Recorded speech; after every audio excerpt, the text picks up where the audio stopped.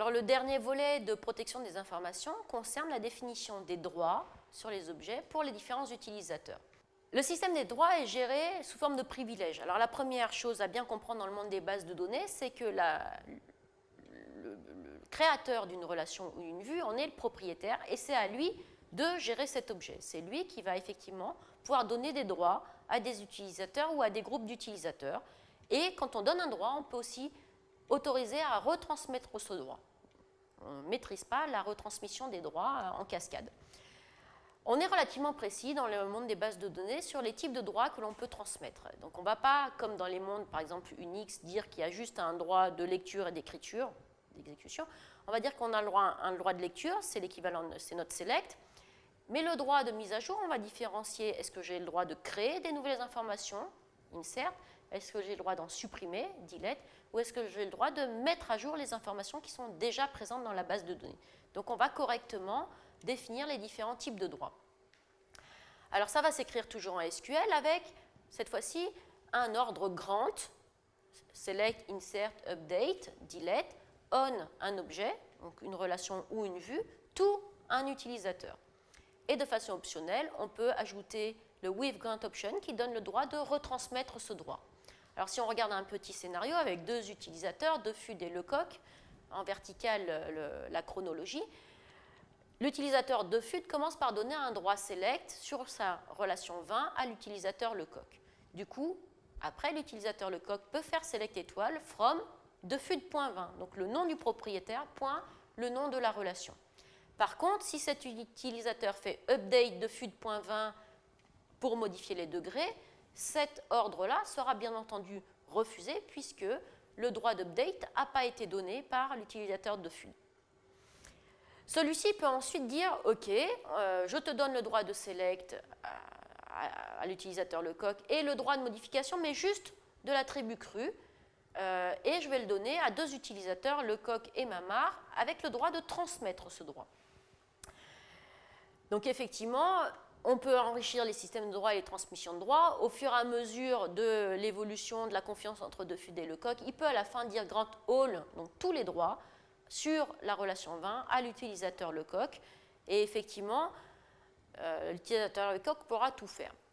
Pour simplifier l'expression et pas avoir à préfixer le nom d'une relation par le nom d'un propriétaire, l'administrateur de la base de données, et seulement lui, peut éventuellement définir des alias en disant DeFUD.20 pour tout le monde, ça va s'appeler 20. Voilà. Donc ça, c'est aussi un mécanisme possible pour qu'on masque un petit peu d'où viennent les tables, qui en sont les propriétaires. Alors quand on a un système de droit un petit peu complexe comme ça et avec des profils utilisateurs extrêmement variés, ça peut devenir lourd de transmettre chacun des types de droits sur chacun des types d'objets à chacun des types d'utilisateurs. Donc ça peut donner un nombre de droits à transmettre, une complexité qui est un peu trop importante.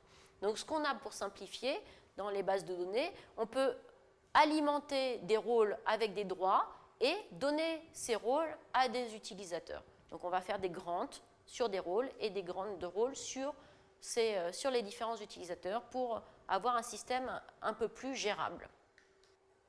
Alors pour supprimer un droit, on va utiliser l'ordre revoke, revoke un privilège, insert, update, select, delete, sur un objet, une vue, une relation, from un utilisateur.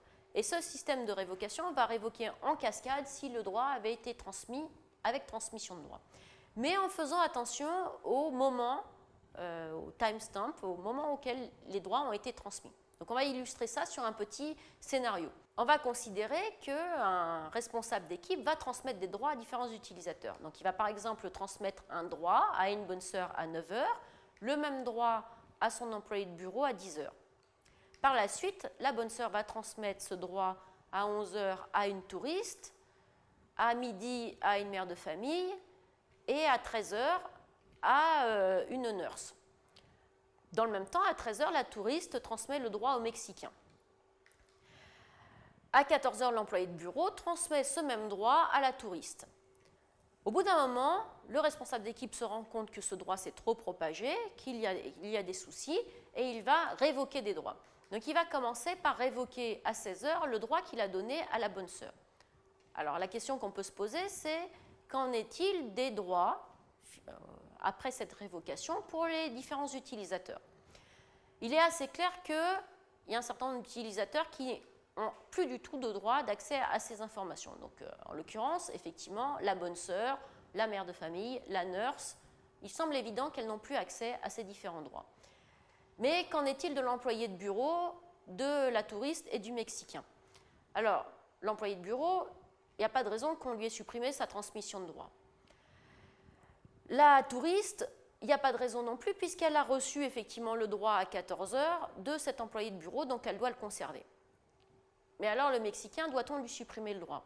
En fait, ce qui se passe, c'est que lorsque le Mexicain a reçu ce droit, il était 13 heures.